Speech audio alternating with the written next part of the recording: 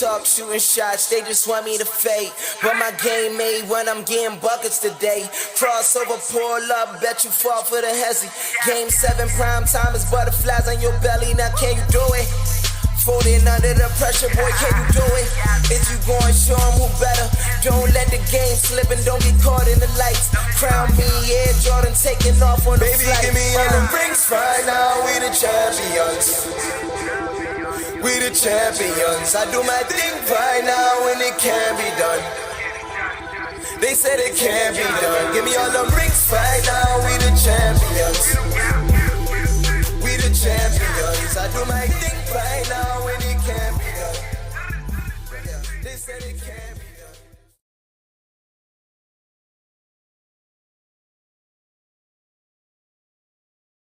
Yes, sir. Yes, sir. What's going on? What's going on, everybody? It's your boy AB.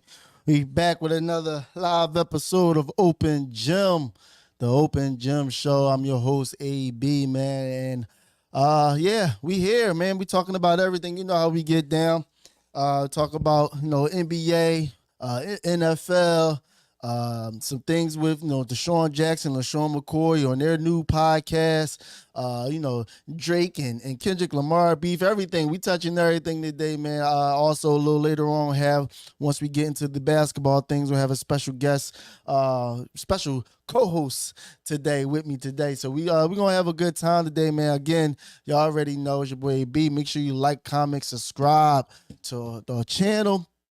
Make sure you stay up to date with everything we got going on, man. And we always appreciate you guys stepping in here and, having a good time with us, man. But, let's get this show on the road, man. It's been a lot going on in the NBA, NFL, everything that's been going on.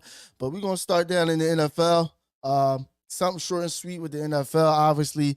Not too much going on, obviously, because we're in the, the off-season portion of things. We got a lot of, OTAs going on, voluntary rookie mini camps and things of that nature going on. OTAs didn't start just yet, but voluntary mini camps are starting around the NFL. People are getting in the buildings.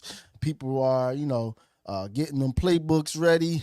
People are, just getting ready for the season. It's good to see a lot of the guys back in the building specifically. Obviously, y'all already know I'm an Eagles fan, so definitely good seeing the guys back in the building, a lot of the young cats, and then surprisingly, a lot of the older guys been in the building. I just see the tweet this right before even getting on here that Jason Kelce literally since retiring has been in the Eagles offices down at the facility literally every day. See, listen, I know he said he's done. I know he said he's ready to, hang it up. He's not coming back, but it's just like that man can't stay away from football. That is for sure. He is in the building each and every day, and it's good. It's good to have someone like that still in the building. Obviously, he's not playing, so he's not going to like step on toes and over talk or try to be a leader.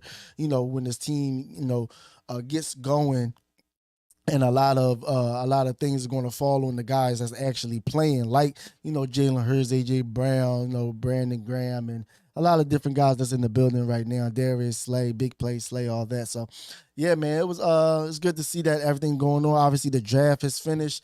Obviously, a lot of the, what's it called? The rookies, there we go. A lot of the rookies are in the building now as well. Obviously, we know who we drafted, Quinyon Mitchell, Cooper Desean, Jalen Hicks, Jeremiah Trotter Jr. We got a guard in there. So it's a lot going on, and I like seeing what's going on so far. Obviously, the game isn't played on paper, but it's just a good start. How we addressed the cornerback position that we needed to address, and things.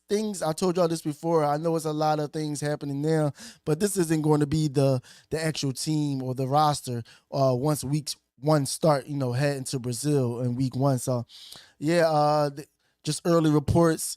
The young guys are definitely, obviously aren't doing much. They're in shorts and stuff right now, but the guys are just look good, essentially. What they have advertised over the years of playing in collegiate football has been showing so far, like Quinyon Mitchell, the speed, the quick hips, the fluidness, the ball skills. Cooper Desean, strong, fast, Same thing, very reactive, good hands, catching the ball, stuff like that. A lot of good things going on. I know they just spoke to um, the offensive coordinator and defensive coordinator yesterday. For what I've heard so far and the reaction from the fans and different media, it wasn't too bad. Obviously, a lot of things wasn't answered that obviously they're not going to answer. I know one of the questions was like, what, who has the final say in play calling when it comes to a tough decision on the court not the court, the field. If it's going to be Nick Sirianni, is it going to be not Cullen Mond? What's the Cullen Moore rather, the offensive coordinator, stuff like that. I don't know why people thought he was going to answer, but I mean, it's good to at least ask the question to see if you can break down and get things. But obviously, it was the political, Nick Sirianni is the head coach at Swansea. So we shall see once the season starts. Obviously, everything will play into fruition. Obviously, you see who's actually calling plays every down, who's calling the plays when it's crunch time, when it's a 2-minute drill, 4-minute drill, 4th and long, stuff like that. Yeah. All those things will be answered once the season starts. Obviously, Vic Fangio, who's our defensive coordinator as well, he's coming to he had a press conference yesterday as well. And it was maybe, I want to say 3 days prior to him having his press conference, 3 or 4 days prior to him having his press conference.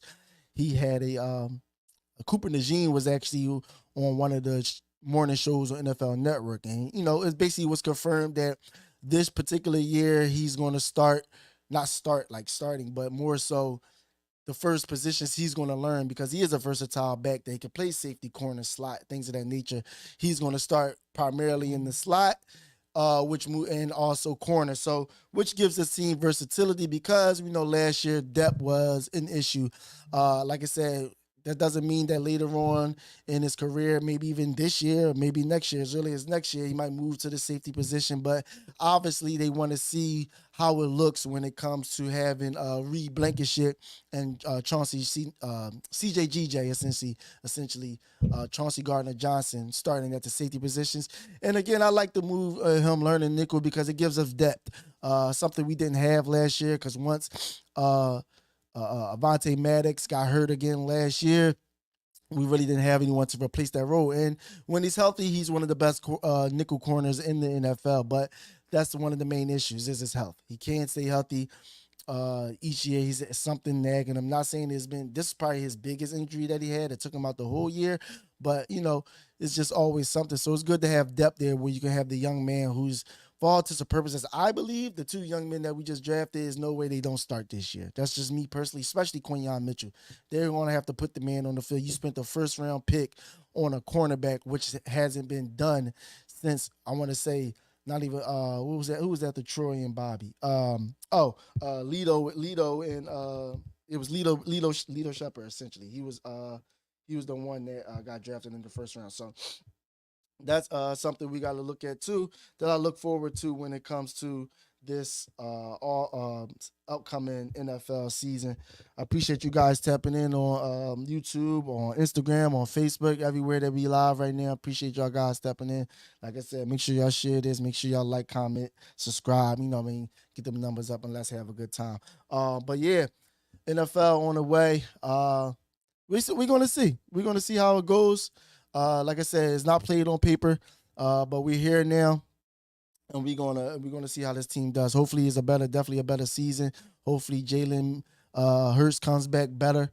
Obviously, I know everything didn't fall on him. There was different factors throughout the season that really plagued this team, but obviously he was one of them. Well, he didn't play well down the stretch prior to how he started off the season, so that's another thing. Obviously, we got to see with this whole chemistry situation that's going on. Obviously, the latest news was with one of the Eagles running back, Kenny Gainwell, was on the podcast, and he was asked about the whole, what happened down the stretch of the season last year, why they folded, and one of his main reasons was connectivity. The team wasn't together, they wasn't talking to each other, and he said that was upstairs and downstairs, in the locker room and in the front office. So that's a lot of things that have to be answered, because there's no way you can see last year and think something didn't happen. Now all the rumors and speculations about people not liking each other, people hating each other, X, Y, and Z, that remains to be seen. Not saying there isn't some things like that within that realm that happened to this team, but obviously it's only speculation at this moment, especially the relationship between Jalen Hurts and AJ Brown. Obviously, when AJ Brown got his new contract and he had his press conference, front and center was Jalen Hurts right there sitting there watching his best friend, godfather, not his godfather, but he's the godfather of AJ's Brown daughter, front and center right at his press conference as he's signed that deal to become a Eagle long term, which is another thing which I love to see. Everyone's locked up. How we got an early start, signed AJ, signed Devontae, signed Saquon. Jalen is locked up. It looks good. It looks good, but obviously it remains to be seen, and everything plays on paper. So that's my little football minute that I had. Obviously, it's not a lot going on because we are in the off season. But as the off season, excuse me, as the off season progresses and continues, obviously we'll dive into it more and more throughout this whole season, and we're gonna dive into it because again, this team, the window is open. You signed all these players. It's Super Bowl or bust. Nothing more, nothing less. We've been there a couple years ago.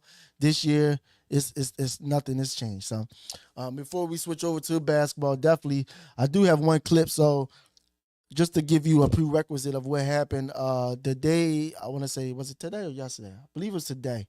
No, yesterday at 8 a.m., Desean Jackson and LeSean McCoy, former Philadelphia Eagle wide receiver and running back, they now have a podcast out called 2510.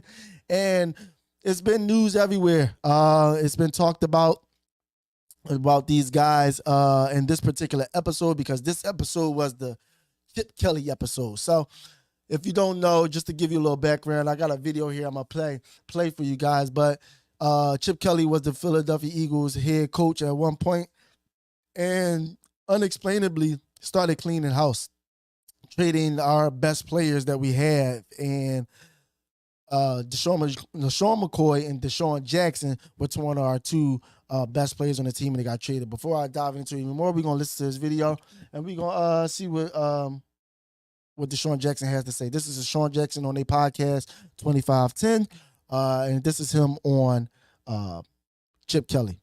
Picture they painted on me, and it was like really sitting back now, it was like, bro, you really released me off of allegations, bro.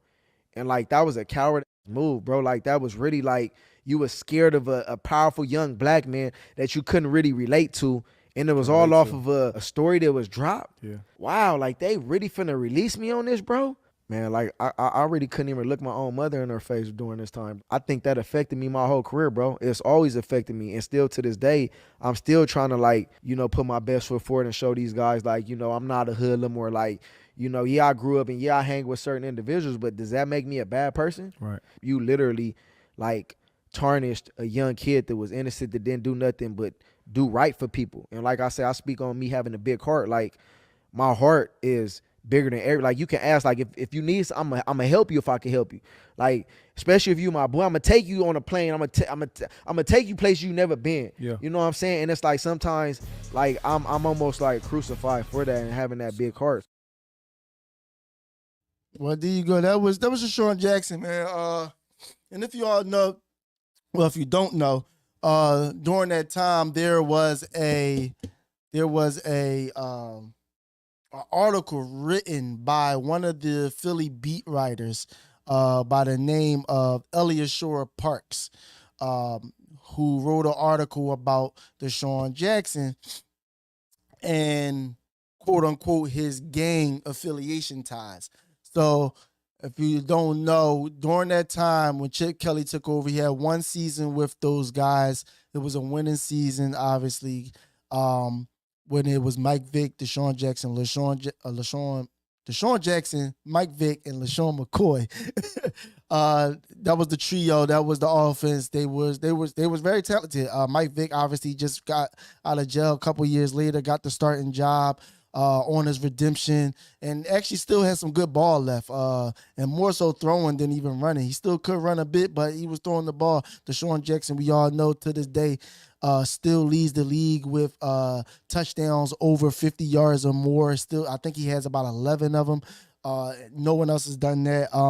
And obviously, LeSean McCoy, who at the time was arguably one of the best running backs in the NFL at the time. So when they was here, they obviously, if you know them, they were outspoken. They was young guys, especially those two specifically that's doing the podcast together. They were outspoken. They like to have fun. They like to talk. But Chip Kelly was a person who came in and wanted to have it his way. He wanted to control everything. That was even the time when Howie Roseman, the current Philadelphia Eagles GM, he was actually demoted and sent to managing like equipment and stuff like that because Chip Kelly came in and said how he wanted to run everything. He wanted to be the GM. He wanted to be the head coach. He wanted to pick players. Everything. He wanted to do everything. And Jeffrey Lurie gave him that power. And upon doing that, he wanted his type of people in it. If you wasn't listening to him, if he wasn't doing what he said do or live the way he wanted you to live or speak the way he wanted you to speak, it wasn't going to work with him. And even on this podcast as well, it was crazy. I know people probably look at that and think it's just them just like being bitter because they were traded, but they even called Jason Peters, who was there here with and after them. He called them a BS behind head coach. They called Jeremy Maclin on the phone, who we all know was a quiet wide receiver, who also was on that team, was the third wide receiver. The first thing he said when they asked him how was Chip Kelly, he called him trash. So it was just like, that's hardcore by itself. And Jeremy Maclin don't talk much. Even called a guy, Brandon Graham, who's currently on the team right now, even asked him, what'd you think of him? And he said the same thing. He didn't relate to people. He didn't try to relate to people. When you're in hallways and stuff like that, he'll walk right past you. All types of stuff like that, where it was just like, how are you supposed to build a culture in a team when you're not even integrating yourself with the players? Not saying you have to be buddy, ha, friend, but at the same time, you got to make the guys feel like they actually want to play for you, essentially like that. So back to the report. The report was basically just pointing out how he hangs with, gang members and stuff like that, because it was a picture that he took with a close childhood friend that he knew for years who recently was acquitted for murder. Granted, we all, especially kids from the inner city like myself, we all have friends that we grew up with. We all have friends that weren't on the right path, for, sort of say, who was in the streets essentially like that. But that didn't necessarily, make me a bad person because I knew this guy. You know what I'm saying? I had my own lane. I played sports as well. I went to school. I did what I was supposed to do. I didn't say I was perfect, but at the same time, I know that necessarily wasn't my life. But I'm not going to say and act like that wasn't my friend neither. You know what I'm saying? Granted, I probably didn't go everywhere with the friend. I probably didn't hit every spot with the friend. I wasn't on the corner with the friend. But if I see my friend, what's up, my guy? It is what it is. Take a flick with him, all that stuff like that. So stuff like that is sad because once that report came out and the report was more so trying to tie in the fact that he was actually a part of it, not necessarily trying to. I mean, I don't understand why the report was put out regardless. Let's start there. But then it was more so implying that he was a part of it, not even mentioning the fact that, no, he just know the guy. He took a picture with him. I'm not going to like shun my guy just because I don't know him. So that was something that was going on when it came to that. So what happened is they took that article and used it. Chip Kelly used it. After that, it was a complete smear campaign. I'm going to be real about it. It was in ESPN. It was on all the major newspapers and networks. Desean Jackson, the gang member, hanging with gang members, this, that, and the third. And he said it affected him like crazy. He lost endorsement deals. He lost different streams of income. He lost the respect of other coaches and not coaches, but other organizations around the NFL. Couldn't really find a place to land after that. He wasn't really getting paid. He was on vet minimums for like 3 different teams, 1 year deal, 1 year deal, 1 year deal.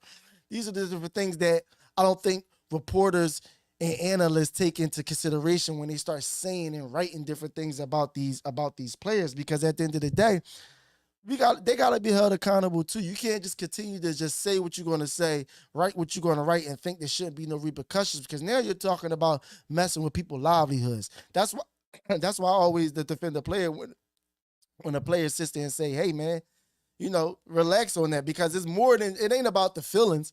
Don't get me wrong, some players' feelings do get a little hurt or whatever like that, but at the same token, you are affecting money. Like, this is a business. Like, we talking about endorsements. We talking about, I mean, look at the half of the different things that you see going on out now as far as all the people that lost endorsements deals. Look at Kyrie Irving, on just standing on something he necessarily believed in. It wasn't hurt nobody, didn't kill nobody, didn't murder nobody, didn't do anything obscene or crazy, but he loses his sneaker deal because he didn't believe, or didn't want to believe how other people thought of him, or people were saying he was this and he was that. So these are the things that, like, I don't think analysts and reporters and writers and things of that nature really think about. Granted, you have to do a job. I understand that aspect, but to sit there and say the man was gang affiliated when he never was, just because he knows somebody who was in that life, doesn't mean, and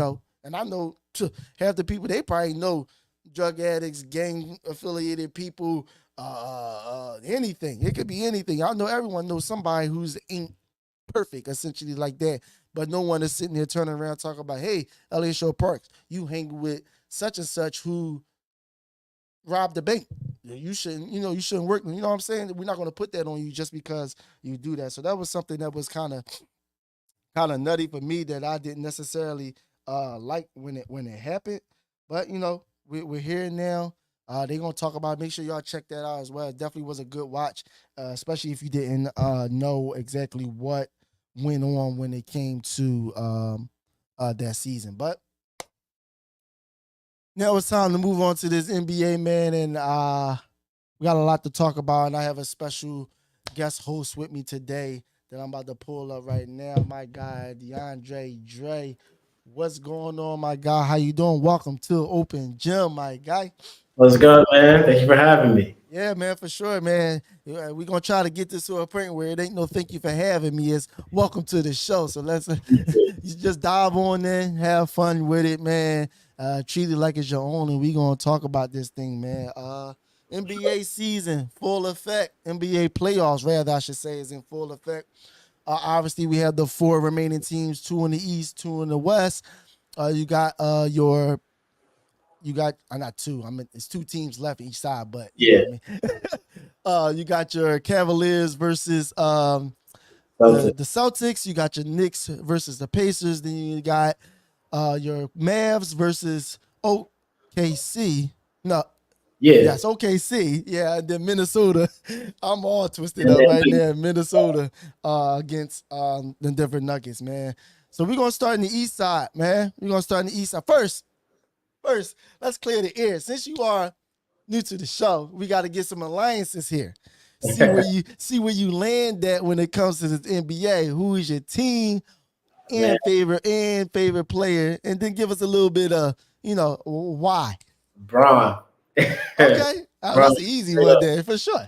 Straight up, man. From growing up, just everything, Bron. But I'll say definitely is, you can see it's passing the torch right now. Yes, sir. The young guys is coming in, changing the game. Especially Edward. Becoming my new favorite player. I can't even lie. It's hard. It's hard not to pause. It's hard not to like that guy. I'm sorry. It's just his intensity plays both sides of the floor. He don't care about nobody in front of him. I don't care who you are. We friends after this, but on this court, between these lines, we going right at it for sure. Favorite team? It's the Lakers. Ah! I can't lie. I can't lie, man. My man said the Lakers. That's cool. It is what it is. Now we see where your allegiance lies. But as we continue this, I'm a poke fun. Obviously, it is what it is. It's what we do. But man, we're gonna start in the East though, man. Which series I want to start with? Let's start with. I guess we can start with last night. Obviously, last night, if you all know, the Cavaliers, they tied up the series 1-1 against the Boston Celtics. 118 to 94 was the score. You had obviously Evan Mobley and Donovan Mitchell. They had great games last night. Donovan ended the game with 29 points, 7 rebounds, 8 assists. Evan Mobley, their center, excuse me. He had 21 points, 10 rebounds, 5 assists, and then just overall, the rest of the guys really just chipping in. Max Strus, 40 points, 40 minutes, 12 points. Everybody in double digits, essentially like that. And then you got some contributing role players as well. You had the Celtics played last night. Jason Tatum with 25 points, seven rebounds, 6 assists. Not too much going on with everyone else. Not another 30-point game by Derek White as like last time. So let's tap into it. So Dre, man, tell me, watching that game or looking at it, what was the takeaways you took from it when it came to that specific game, and then how it plays into this whole series down the stretch? I see that I've always seen that Boston's been the best team, obviously, in the Eastern NBA, but they definitely have holes that they just need to patch up. I always see this whole year they did live and die by the three. As you can see, they were 8 for 35 for three, and whole game for 2 for 18 in the second half for three. When they're knocking down their shots, they're going well, everybody's on point, or not making them, then you see the lapses, the undisciplinedness in their game. I think Kristaps Porzingis not being there is underrated with them because he's a shot blocker. He spreads the floor with them. As you can see, Donovan Mitchell, they were getting whatever they want, especially attacking the paint last night. And also Evan Mobley, he's going to be big because he's aggressive. You know, his development has been great for the Cavs, and with him trying to be a scorer and just being aggressive on the offensive side, it's going to create more pressure for Al Horford, especially when he's not always in the paint. He's going to be spread out. And you always have people attacking Donovan Mitchell, Karis LeVert, Max Strus. They're all going to get their way. I definitely think they can't just – everyone expects Boston to just be in the finals, but this is why the Cavs traded for Donovan Mitchell. Even when the Game 7, he showed them why he's that.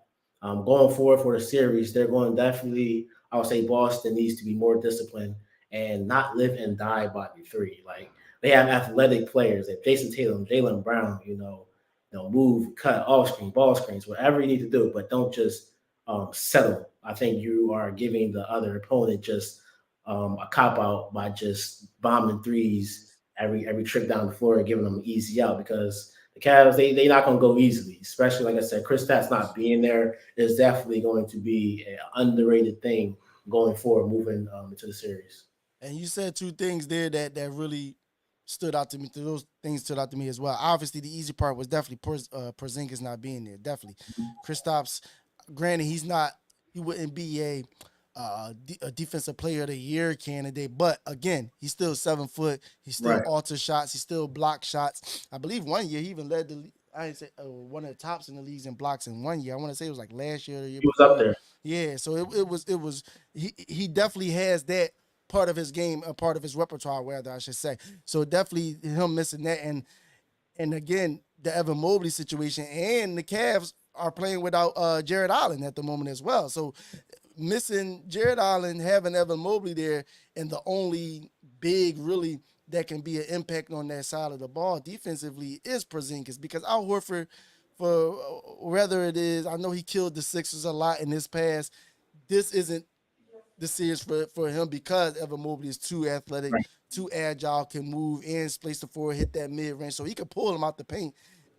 Yep. And it's like you said, Donovan Mitchell to the cup, Karis LeVert to the cup, Max Strus to the cup, Corgay, whatever his name is, to the cup as well. Another Darius Garland, another one that could get to, like, come on. So it's like all those guys are good at going to the cup. So this particular series definitely, I know the first game might have been, I knew it was misleading, and I knew how it was going to blow up because it's Boston. If we know two things when it comes to the East, particularly in NBA, or the NBA in general, for real, Boston and New York is one of those teams that's always going to have that. When they win, it's always going to be ratcheted up 100 times. They gas it. To the up team for most. So when that first win, and they cooked them, not cooked them, but they won. And then you had the guys like Derek White and stuff like that going off. It was like, that's all you were seeing up to the cream of the crop, still rolling. This, that, and the third, X, Y, Z. It's just like this game is far from over, because we all know, especially me personally, being a Sixers fan, and a lot of my attention is hosted on the East, and then those guys in general, because that's what we fight with. I see these guys every year. You live by the three, you die by the three. Three. Period. Point break period. And no one can do it like Golden State. So that was probably the anomaly. Whereas it's like, go ahead. I think that's the problem. People try Right. to do it how Golden State was. Steph Curry is the best shooter ever. Ever. Like, and you have Klay Thompson as like the second best. You can Ever. argue. Yeah. Everybody can't do that. You have to play to your advantage, to your personality, the type of team that you have. Yes, people who can make threes now more and more can shoot them at a higher clip, but it's about the percentages and how often you're making them. Like, I think people underrate by just playing how you play, and you're going to be much better off in that sense. Because living and dying by the three, like I said, you're giving the other team a cop out. So you're Mhm. not attacking, and they also got out rebounded by them as well. Yep. That Yep. means that's effort. That's effort and tenacity and just wanting it and just going after rebounds. So, like, I mean, I think we're going to definitely going to see a lot in game three because the Cavs they split. So that's the They did goal. their job. Wait to me, they did their job. So they split, and we're going to see how they respond in game three. Yeah, because again, that's I always said that. I felt that because again, when they cold, and as you can see, last night they couldn't hit nothing. Nothing. I mean, they barely cracked 90 points. They had 94 points. And that's a testament when if you go literally, excuse me, if you go to the game that they won, they scored 120 points in that game. That let you know when they hot.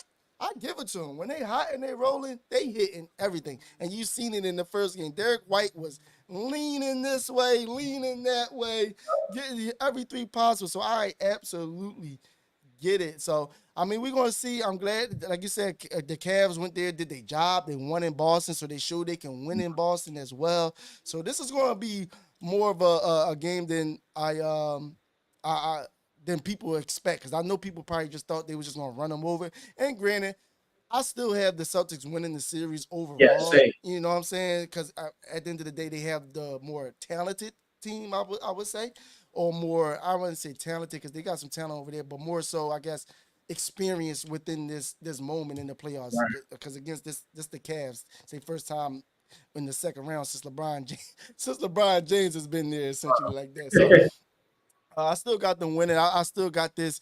I would say I would love a seven, but I can see it going six. But I'm gonna go 7 games. What do you think this is gonna finish out at?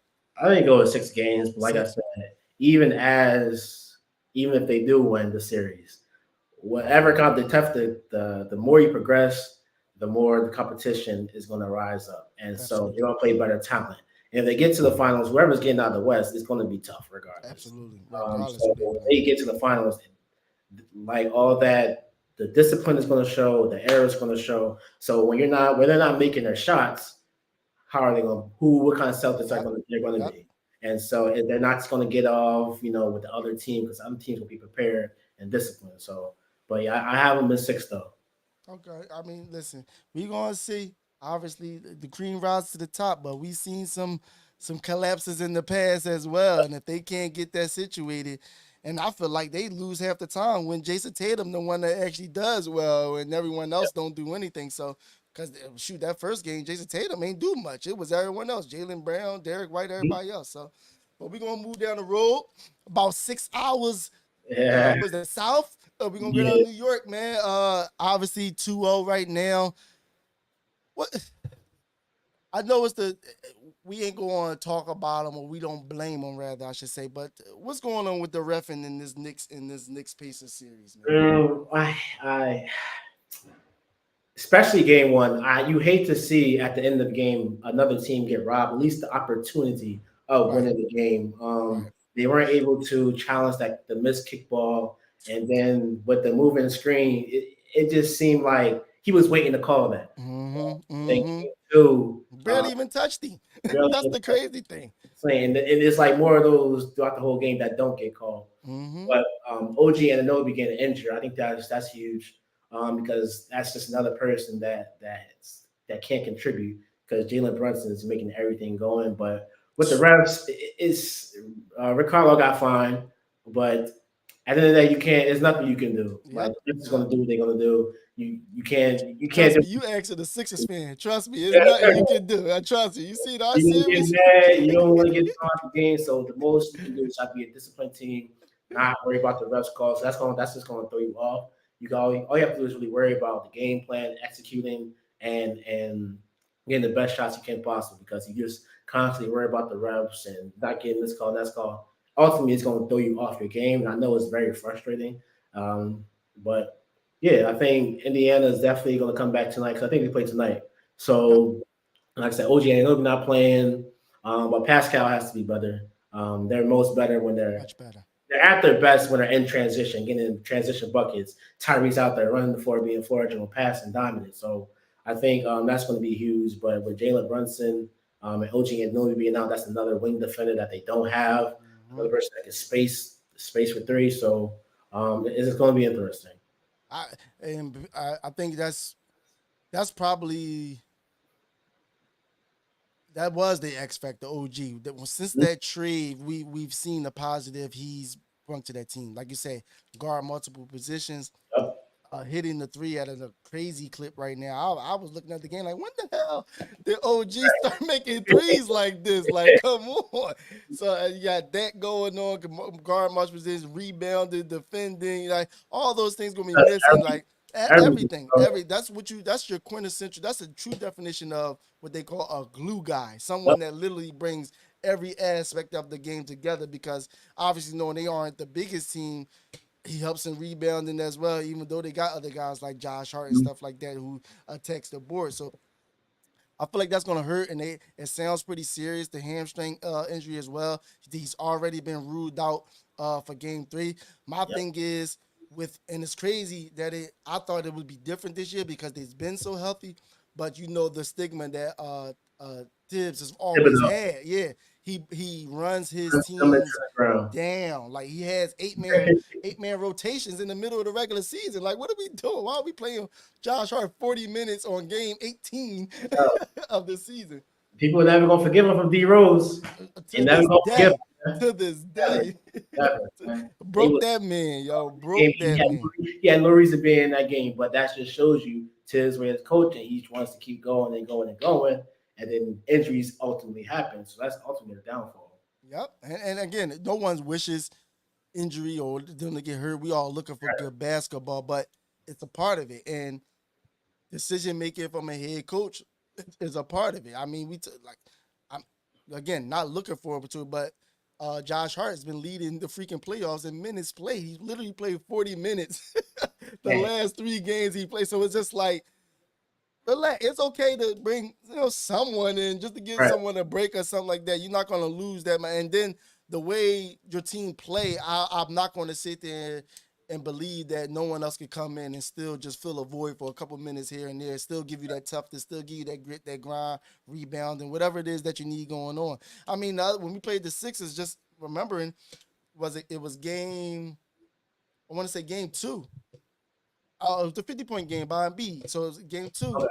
Dante DiVincenzo, he didn't even play damn near the second half. So it's like, you're willing to sit people down, but it's just like, then do it. You know what I'm saying? There's no reason OG should be. And the crazy thing is, OG, remember, he just came back from that same hamstring injury prior to the playoffs starting. So you already know you have a player compromised because hamstrings are tricky. It might feel fine for the next month and a half. It's right back. It's right back there, and you seen it. Everyone else was like, whoa, what the hell? I think it was a Charlie horse. No, he couldn't even move. Like, literally, he thought he was good. It came back just like that because it's a soft tissue. There's nothing you really can do with soft tissue injuries other than sit down and not use it at all. So, I mean, we'll see. It's too low. I do believe who they playing, the Pacers. I just think, on top of the refs, I do think the Pacers have been playing some dumb basketball late in games, me personally. You bring up Pascal, someone like that, where it's just like, I know Tyrese is supposed to be the guy, but it's like there's no actions or anything for Pascal Siakam. All I ever see him is on the wings waiting, and late in that game they gave it to him in his post when it was already done and over with after that. But it's just like, that's what he does. I know he could do well in transition and stuff like that. And you're talking about having a young guy, Tyrese, you want him to just take all that on them at one time against the New York Knicks. It's just like it's a lot that goes into it. And I don't think they played good basketball down the stretch, execution wise. Early in games, they execute very well. They're hitting the shots, they're going.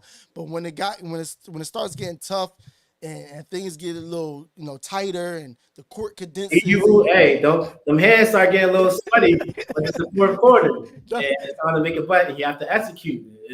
People start getting sweaty, start playing hot potato with the ball. Nobody want the ball no more. No, you take it, yo. You take it. I want it. I was so pissed watching the game, looking at Tyrese Halliburton, and even though he ended the game with 30, they say it about Dak all the time. It was an empty calories because you could get 30 but not impact the game whatsoever. And in that second half, they needed impact from their star player. He didn't want the ball. You talk about hot potato. He was quick with the, oh, here you go, Opie Toppin, or here you go. Like, no, you are the guy. Get a bucket. Go to the line, do something, or like you said, if you're going to give it up, create some open shots. He wasn't even doing that. He wasn't like drawing the defensive end and then kicking it out. And so it was just like, I expect more, and I do believe they will win a couple games, but I've come to the point that overall, I believe the Knicks will win this series overall because it's just first of all, what they went through to even get to this point of the series, obviously messing with the Sixers. And then at the end of the day, just to be frank with it, even though I'm disappointed in the Sixers, this is a less talented team than who they played previously. Now, we're going to see how it happens when it comes to G, how they react to that, because this might be the perfect game for Indiana, especially that they're home to win tonight. Is it tonight they play? Yeah. I think they play tonight as well. So this is probably the perfect game for them to be able to win. But overall, going into the series, I had New York winning this within about 6 games, regardless, because I do believe they'll win at home. I think it might be. I think they go 7. I think it's possibly going 7. Like I think. Is this previously before or with the new information about OG? New information about OG. Okay. Because I think that Jalen Brunson gonna give you some, but also I forgot they had Bogdanovich as well. Yeah, he got hurt. Yep. And so that's just another component. I think with it being 2-0, they can probably still get some on a home team. But with it be Pascal, you just have to make it happen. Like even if you don't make it, you have to at least create some type of draw the defense in and make them adjust to you. Absolutely. Because you're the guy that's been there. You're the guy. You can't just be another player. You can't just be another player out there. You have to help Tyrese in every single way and fashion. So I think he'll be better, especially going back home, make it 2-2, and then the series 2-1. 2-1. 2-0, yeah. I think they'll get. You're gonna get both of them at home. Okay. And rightfully so. But that's why I say they play dumb basketball, because you mentioned it earlier.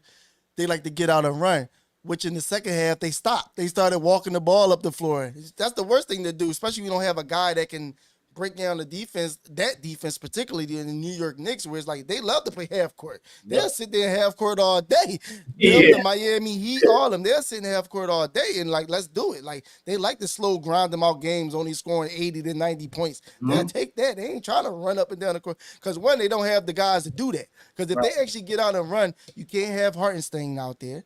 And you can't. Well, Mitchell Robinson. That's another one that's gone. Damn, that's another one that got hurt. Mitchell Robinson. He's not out there. He couldn't be out there anyway running. So you got Precious Achiuwa that's left over. So it's just like, and I need to see Miles Turner get his behind in the paint. Like I'm sick of this guy 3 after 3. I know you can make it, but stop. Just stop, bro. You're the tallest guy on the floor. They don't realize they have the advantage by just going up in the height. Like it's so much easier. Miles Turner, Pascal Siakam. Come on, come on. It's easier. Come on. All right, we're gonna shift over to the West, man. I like the conversation that's going on. We in the West side now. We're gonna leave Ant for the end. We're gonna leave Ant for the end. That's the guy. So we're gonna start over there. Obviously, last night, Luka and Kyrie tied the series up last night against OKC last night. What's your takeaways from that game? How you feel about that series going forward? That series going forward. OKC, I think their inexperience showed a little bit. Yep, Jason Kidd definitely made some adjustments in the game too, as you can see. They weren't as enthusiastic. They didn't have a lot of energy when things weren't going well. Like they are the second youngest team in the NBA. Yep. Shea did his thing, but then nobody else showed up. The Mavericks, on the other hand, Kyrie only had 9 points, but I think that underrated, he had 11 assists, which means he was getting everyone else involved. PJ Washington, career high, 29 points. 29 points, yeah. Luka doing his thing. So I think that it's definitely you're going to see a lot in Game 3. I think the Mavs is going to get it out, but if it's just going to be Shea, somebody else has to step up, and you have to see who's that going to be. Whether it's Chet, Jalen Williams, we're definitely going to see because their inexperience, I should say, it reared its head a little bit. We'll see how they adjust, but the Mavericks, they're for real. The trades that they made for PJ Washington and Garrett, Great moves. Yep. it was perfect for them. And as you can see, even with Kyrie not going for 30, somebody else went for 30. And also they wanted to rate it. Tim Hardaway came back. He got 17 off the bench for them. So they have players who can shoot and people that can defend. So it's gonna be a good series. I agree. Believe it or not, out of all the series, I chose someone to win. This is probably the one series that was like that 50-50 coin flip toss up for me personally, because Shea, that's my guy. That's another young cat that I love growing up as well, who should have won MVP, me personally. He's going to do his thing, like you said. And I like the team around him. I like the boy Jalen Williams. Obviously, Chet is there, stuff like that. So they have a team, but I'm curious as to, like you said, will the inexperience, affect them? Now, if you go to the other side, there isn't a ton of experience other than Kyrie, obviously winning the championship, and Luka going to the Western Conference Final, I believe, a couple years ago. But other than that, like you said, you got Daniel Gafford coming from Washington. Let's start. You got PJ Washington coming from Charlotte, so you know that he ain't do nothing.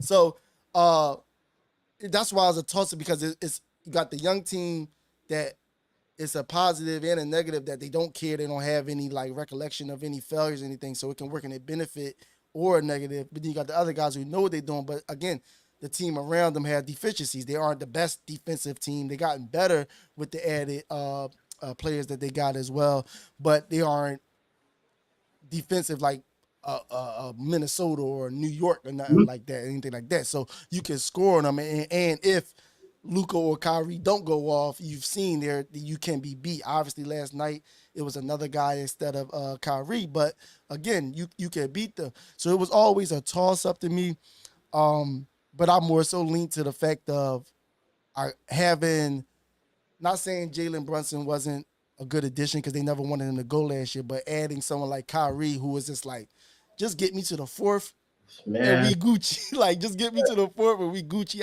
I can finish it out for you, essentially, like that. Like you said, for only scoring 9 points. And I love this new Kyrie that in the past, where Kyrie, if he can't score, he's still going to go, try to score. But it's just he's in a mature state where it's I'll do whatever it takes for my team to win. So if it's cause for me tonight to have 11 assists, I'm going to go do that, because like you said, you got 30 from Doncic, 30 from PJ Washington, Tim Hardaway give you 17, and then you got Josh Green giving you 11. Just feeding everybody. It was more of a complete game rather than seeing the same old Doncic come up, bounce, get his shot, step back three, stuff like that. So this particular series, myself, I'm very intrigued in. I ain't gonna lie to you, I can't even pick no one. Now, my favorite point guard, one of my favorite point guards is Kyrie Irving, so there's some bias there, you know what I'm saying? It's my favorite point.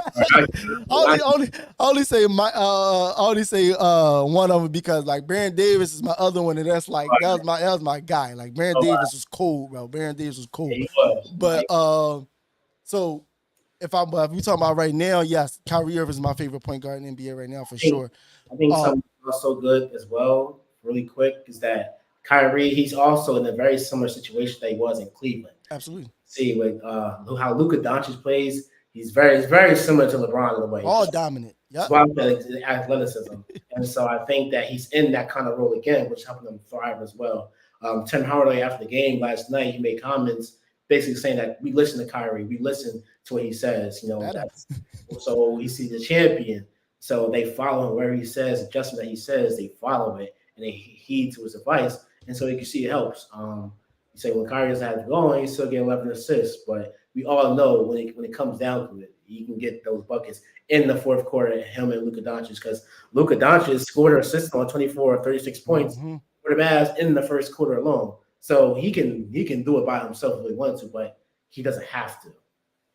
And I think that's where a lot of the analysts and more so like the former players, when they talk when it comes to Doncic, that everyone knows the great talent that he is. He can go get you 50 easy, but we all know in the NBA how you are supposed to win championships.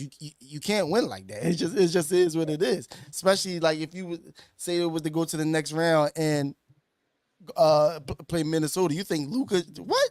Come on, you have to pass that ball, Doc. Like you know what I'm saying? Good. No, really, you're gonna have to, because I think at a point when it was just Luka, it was very similar to how it was James Harden in his Rockets days, where it's just pat, step back, shoot, and pat, pass it off. Like it's just you can't win that way. And so I think that's something you're seeing. They're using him more the whole team aspect. It's just not one-on-one isolation basketball or in the shot clock, I'll just pass it off or throw up whatever. They're actually trying to use him as a team. And but sometimes when you're that great, you can tend to just do it all on your own, and then it goes where it works. But honestly, I think I have the Mavericks.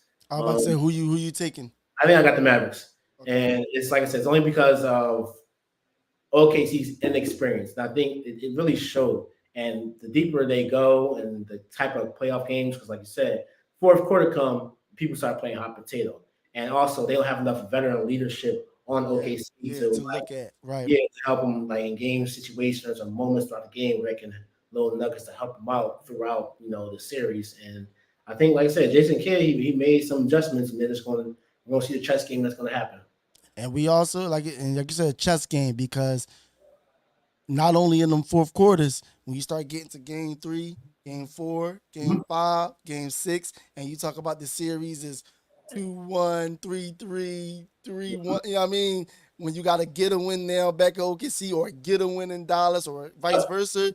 That's why one of the best things, the series in basketball is one of my favorite times of year, playoff time, especially when you talking about going to game 7, because ain't nothing like a game 7 when everything is on the line. But these are type of things that people don't really think about. They just think they just going out there each day just playing ball. Like, no, like when you get to game 3, game 4, game 5, and you down in the series or you up in the series, either way, it's pressure, because they was like, all right, now I got to keep this lead. You think it's not, you don't think, not saying that they're scared, but you don't think New York Knicks have it in their head like, oh, let's keep the pedal to the ground, because we know series can flip just like that. Just all another team need is a little momentum. And like you said, Dallas done stole one in OKC already. So now you have to go to Dallas and get at least one game if you want to win this series. You have to. That's a whole different element. So, I mean, if like I said, if I had to lean to a specific team, it would be Dallas, but it's more so, like I said, I would like to see Kyrie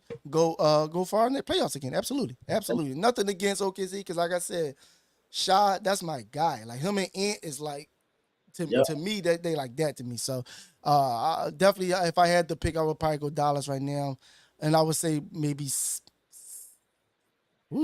I would say 6. Especially depending on tonight. Yeah. Definitely. Because I don't think they want to. If they're going to win it, they can't go back to OKC. So even though I think they can beat them in OKC, because it's not like playing. I'm just saying it, but like LeBron or somebody in a game 7. But I just say I think they would rather win it in Dallas. The main event, close it out in Denver. Well, they'll be in Minnesota today, though. Sure. The Minnesota Timberwolves are up 2-0 on the defending reigning NBA champions Denver Nuggets, man. I'm going to let you have the floor. What's going on up in Minnesota? Wait, can't say locked up. Won't let me out. Dumb boys locked them up, man. It was scary. I'm watching the game, and they played basketball before. When you cannot score like that, when you have somebody that's really clamping you up, and you see them frustrated. That told the whole story to me. The way I've never seen Jamal like that ever. People were saying that the calf, and to his credit, he wasn't blaming on the calf. He's saying everybody's injured during the time, but man, they're they're locking them up. Physical. They I tell people all the time they play Euro ball in Denver. Just being frank, because your best player is a Euro League player. Space the floor, 5 and out, give it to him in the post, let him find the colors X, Y, and Z, and down the stretch you give it to your guard and he go get a bucket. But like you said, now they're in a series where obviously the refs are letting them play. Yep. So they letting them bang, they letting them run into each other, they letting them, grab here, X, Y, and Z. So they letting them play ball. So now that you don't have the bailout of all these, fouls and different things, because that I think that's a little bit much for me in today's NBA as well. And I have one of a player on my own home team that takes advantage of this as well. But again, you got guys that's gonna bang, and I think the main thing that bothers them so much is the length. It's the length of this team. Minus Mike Conley, you have Ant, who's 6'6". You got Jaden Daniels, who's another one like 6'8", 6'7". Then you got freaking obviously the Twin Towers. You got Cat and Rudy. Alexander Walker. Alexander off the bench, who's another long player. Nas Reed, who they went and got, who's another long. It's the length. It's the length and all that. 5 and out small ball pet, it doesn't work because all they doing is switching. Oh, you can have him. I'll take him. Oh, you got it. I'll take him, because they don't have to get over screens and like that, because literally once you get past the 6'5" shooting guard and all you doing is the pick and rolls going into Jaden Daniels, who's 6'7" with a 7-foot wingspan. And if you go off him, you're running into Rudy, or you go off him, you're running into Cat. The length really bothers them. And Denver is a shooting team. They aren't going to the basket, minus Jamal Murray, who's their only person who really can attack the basket. Excuse me. Michael Porter Jr., shooter. Aaron Gordon, just not a shooter, period. So it's just like he doesn't scare you at the three-point line. You got guys like Reggie Jackson coming off the bench, stuff like that. Kentavious Caldwell-Pope, another just shooter, 3-and-D guy. So it's like they don't have the athletes like they had, even like the boy Bron that comes the white guy that comes off the bench. Another one, he's just an energy guy. So it's like it's a complete team. I love the construction of the team, but it's crazy that the GM. I just felt that I didn't even realize that the GM of the Nuggets used to be the Nuggets is now the GM of the Minnesota. So it's like, oh, he had the blueprint. He know what you got to do. Put some length to play physical. And I think something that's very underrated is that back in the bubble, when the Nuggets faced the Lakers, they had Dwight Howard, JaVale McGee, Brian, AD, Jokic, and they beat them like that. And I don't know why people haven't had the blueprint, but I've been thinking that all the while. Yeah, Rudy Gobert and Cat and Nas Reed, they have length and bodies to throw at, and they played Cat and Rudy at the same time. Like if you see the game, even when the Nuggets scored, they made them work for that bucket. Every bucket. That single bucket. Back when you got your old heads, your uncles, back in the 90s, they played better defense. This is the type of defense this is the type of things that come to mind when they say that, And for a while, it's been a narrative that the NBA is softer, that the defense is not there. That game. That's the type of, we done with the 90s trend, whatever. We're done with the 90s. This is nice basketball, that defense that's been seen, because they not only can switch, but they also have perimeter defense that's hellacious, and then they're in the paint with Gobert and Cat. Like, you can have it both ways. Both ways, yep. And he's that. He's not playing. And that's a testament to their depth right there, because Rudy didn't even play the last game. So that let you know it still bothered him. He didn't even play. That was so scary. He didn't even play. It still bothered him. Maybe, and I honestly thought that would affect him a little bit. Absolutely. They might get the game like, dang, nah. Didn't matter. Then, like you said, we got guys like Nas Reed coming in the game, and then they on them damn near 94 feet for real. They don't even let them set up anything. They on they top from the half court. Yeah. I mean, because I can sit here and say, obviously, I was a little bit of not a retractor, but like when they made the trade for Rudy Gobert. But shoot, they told me. It worked out. I was saying, man, like, man, all them picks, people for him, it worked out, because as you can see, you got Gobert. I mean, I thought Wemby should have got Defensive Player of the Year, Mhm. but as you can see, Rudy does have That was BS too, though. He shouldn't have got it though. Rudy shouldn't have got that, John. Wemby, he's a Hands down, it should have been Wednesday. Yeah, it should But have with been. Gobert, at least hold down the front line with him and Cat, it definitely they can go big or small. With Nas Reed too, because Nas Reed he's and stretch the he's floor. big, but that can also that's really mobile as well. Yes. That can speak and space the floor as well. So you have that, and I think the underrated that's not been talked about enough with the Nuggets, their offseason. Letting Bruce Brown go. Yep. I told people that. Played a big role into their success last postseason, and they didn't really upgrade the roster throughout the season. That's why people were saying maybe Jokic shouldn't have been MVP. Is because they weren't really dominant. They were the champs already. They were coming into the season already being dominant, being the champs. But OKC, nobody expected them to be first, and so but. I think that them going back to Minnesota tonight, I think it's a sweep. It's a sweep. He going for the Swizzy. Sweep. It's not because it's like you look at how they're playing, you look at their demeanor, you look at confidence that they have. They're deflated. They're literally like punking them, and all this game is just about pride at this point. Yep. But if you hear Ed Edwards, he's saying, "Yeah, they're gonna hit us, but yeah, we're gonna hit them back." And that's the part that I love. For him to be that young and realize, like, oh, absolutely, they about to come in here and try to knock our head off. Right. But we going to try to knock their head off too. Like, it's like, nah. Yeah, we ain't going for that. Absolutely. No. Nah, I mean, I'm with you. Right now, I feel like Denver's still winning games, so I'm going with the gentleman's sweep. I'm gonna go 5. But the only thing that scares me about that prediction now, because that's what I started off with. Once I seen the first game, rather, let me be honest, because I didn't do that going into it. But after the first game, I was like, oh, this is gonna be at least at minimum a gentleman's sweep. Only thing is, can Denver go down to Minnesota and win too? That's going to be the key. And their only chance is going to be tonight. Like you said, if Minnesota win, but not only win like they've been winning, like in dominant fashion, I'm with you.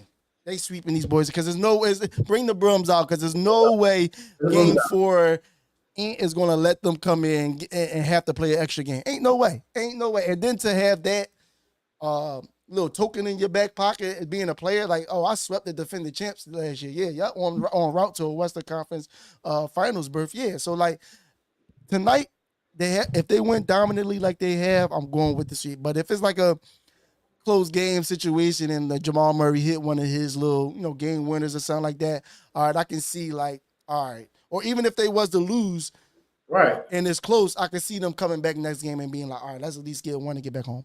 But even with that, the last year with the Lakers that they played, the Lakers was up three of those games going into halftime. Yep. And so I think that people don't realize that the Nuggets haven't been as good as they were. And Minnesota's just really exploiting that because they've been the top defense all year.